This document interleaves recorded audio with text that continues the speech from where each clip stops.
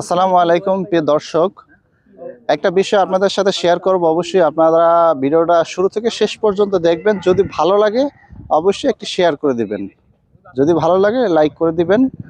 তো এখান থেকে বাজারে যখন আমরা যাই এবং দেখি ছোট ছোট ছোট ছোট মাছ তারা কিভাবে ধরে, এবং এই ছোট ছোট মাছ ধরার কারণে আমাদের যে নদী গ্রাম অঞ্চলে যে একটা সময় ছিল, দেশি মাছগুলো আপনার মাছ মারতে গেলে অনেক মাছ পাওয়া যেত।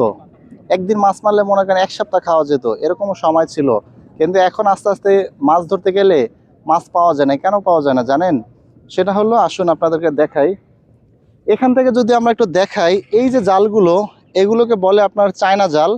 তো এই চায়না জালে আপনার ছোট থেকে ছোট ক্ষুদ্র যে ছোট মাছগুলো, সেগুলো মনে করেন আপনার বেঁচে যায়।